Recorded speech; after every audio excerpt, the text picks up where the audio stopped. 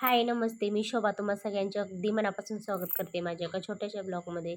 कशा आहात सगळेजण? श्री स्वामी समर्थ. शुभ सकाळ सगळ्यांना. आता सकाळची ना 7, 7:15 वाजले होते बघा. आज रात्रीच ठरवलं होतं, की आज लवकर उठायचं आणि सकाळी ना लवकर सगळी कामं आवरायची. तर आता सकाळचे 7, 7:15 वाजले होते. तर माझी भाजी वगैरे बनवून झालं होतं इकडं आणि मस्त पीठ मळून ठेवलं होतं. आज मला मस्त आमटी बनवायची होती. त्यासाठी मी डाळ शिजत घातली होती. आता पुढे सांगतेच तुम्हाला. तर सकाळी-सकाळी बघा एवढं आभाळ आलं होतं आणि झिमझिम पावसाला सुरुवात झाली होती. आता बाहेर तर पाणी सुटलं होतं आणि आतनं माझा स्वयंपाक चालू होता. आज मला माऊलीचे पप्पा लवकर गेले होते बघा. तर सकाळी ना 7:30ला ते गेले होते. तर असं माझं लगेच चपात्या बनवायला घेतल्या मी आणि अधूनमधून माऊलीचं असं चालू होतं की लवकर आवर. तर एका शेंगदाण्याचं ना मस्त पोळी बनवली होती बघा. ते पण आता माझ्यासाठी आणि सगळ्यांसाठी चपात्या. जास्त जास्त गोड खाऊन ना अजिबात म्हणजे की असं बोर झाल्यासारखं होतंय आणि माऊलीला पण आज तसंच झालेलं आहे. त्यामुळे आज शेंगदाण्याची पोळी फक्त मला एकटीलाच खायची होती. मग एकच पोळी बनवली होती माझ्यापुरती आणि इकडं माझं चपाती बनवायचं चालू होतं. आणि आता सांगायचं झालं तर असं असं आता इतकं बघा मनाचं खचीकरण झालं काय, काय सांगायलाच नको.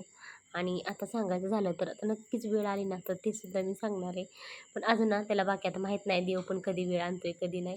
आता मी तर त्याच दिवसाची आणि त्याच वेळेची आणि इतकं आतुरतेने वाट बघते बघा. तर काही सांगायला नको भरपूर असं. आणि रात्री बघा घूस आली होती. तर आमच्याकडं भरपूर अशा घुशी येतं. सगळं उकरून टाकलं होतं. आता आत्यांनी एक बटाटं दिलं होतं मला लावायला.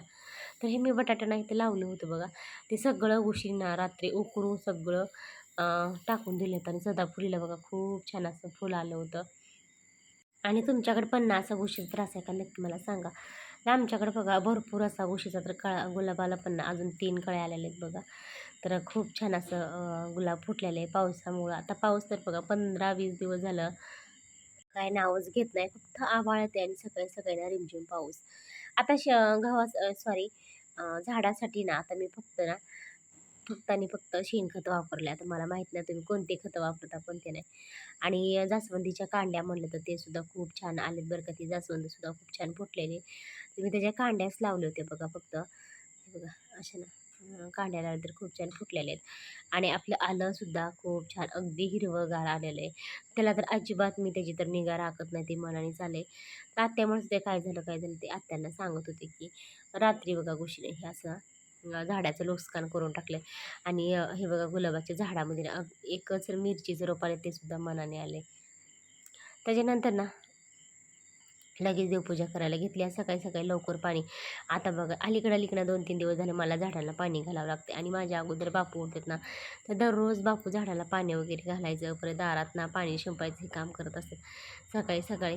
तर पाणी घालायचं राहिलं होतं म्हणलं आज झाडांना परत आणि ते पाठीमागची पण झाडं आहेत ना, त्यालासुद्धा मला दररोज पाणी घालावं लागतं.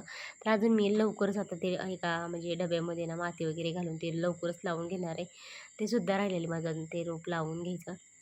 आणि माझं ना असं एकदम सिंपल असं लक्ष्मीचे पावलं वगैरे काढून छोटीशी अगदी रांगोळी काढून ना अशी देवपूजा चालू होती. अगोदर मला घरातली देवपूजा करून नंतर ना आपली तुळशीला पाणी घालून घेऊया. आणि जास्वंदीचे फुलं बघा एवढे लाल, इतकं लाल दिसत होते ना. आता तेवढ्यात का नाही आता अक्षदाची मैत्रीण आली होती. आता ते आमच्या इथंच राहते बरं का बाजूला. आणि ती आली होती, "तुझं आलं का नाही आवरलं का नाही?" आणि त्याच्यानंतर बघा आता दुपारचे ना 4, 4:30 वाजले होते आणि आमच्या नणंदबाई आल्या होत्या अचानकच. तर त्यांच्यासाठी बघा असं इकडं माझं ना मस्त शेळीच्या दुधाचा चहा बनवायचं चालू होतं.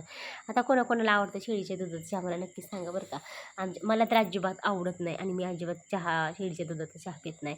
तर माझ्यासाठी ना मी इकडं कोरा चहा ठेवलेला आणि आमच्या नणंदबाईला ना शेळीचं दूध अगदी भरपूर असं आवडतं. त्यांच्यासाठी मी असं मस्त चहा बनवला होता. तर बरेच जण ना अगोदर शेळीच्या दुधाचा चहा पीत होते. आता सध्या काय एवढं सांगू शकत नाही बरं का. पण पहिले ना बरेच जण चहा पीत होते. आणि आमचं हे चिंगू बघा, छोटंसं चिंगू बाळ ना आमच्या घरी आलं होतं तर खूप मज्जा. आता संध्याकाळचे बघा 6:30 वाजलेत आणि आज दिवसभर ना असं कामं चालली होती.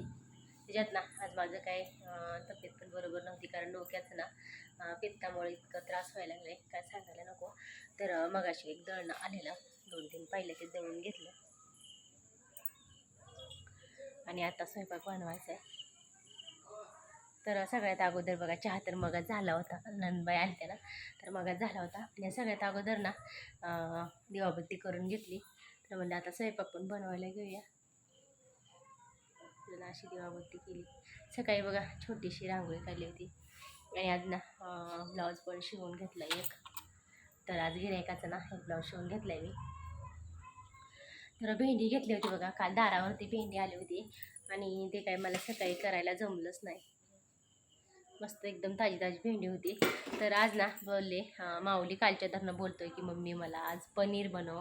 तर बरेच दिवस झाले ना पनीर बनवलं नाही. माऊलीचं झालं की आज मला पनीर खायचं आहे. तर कालच करायचं होतं, काल काय करणं झालं नाही मी. पण म्हणलं चला आजच करूया पनीर. तर 2 दिवस झाले ना फ्रीजमध्ये ठेवले, बापूने आणलं होतं त्या दिवशी. तर आज मस्त पनीर बनवायचं मला. तर म्हणलं ते पण रेसिपी तुमच्याबरोबर शेअर करावं. बरेच दिवस झालं, आता मला तर आठवत नाही मी कधी पनीर बनवलेलं. तर एक 2-2-2.5 महिने तर सहजच झाला असेल. तर इकडे माझी स्वयंपाकाची तयारी चालू आहे. आता मी दूध गरम करायला ठेवलं आहे. तर दुपारपासून इतकं गार लागते बघा, असलं वातावरण झालं आहे बाहेर. तर चला आता पटकन ना बनवते. तर इकडे ना मी 1 वाटी ओला वाटाणा घेतलेला आहे. तर 2 ना लाल बुंद पिकलेले असं टोमॅटो घेतलेले आहेत. तर 3 कांदा घेतलेले आहेत बघा असं उभे चिरून. आणि आपल्यात 10-12 लसणाच्या पाकळ्या आणि 1 इंच ना आलं घेतलेले. तर आपलं हे मस्त पनीर. आणि आता इकडं ना मी कढई ठेवली, त्याच्यामध्ये बघा आता अगोदर कांदा आणि थोडंसं तेल टाकून ना मस्त फ्राय करून घेणार. त्याच्यानंतर बघा आलं, परत टोमॅटो आणि लसूण हे सुद्धा मी एकत्रच भाजून घेणार आहे सगळं.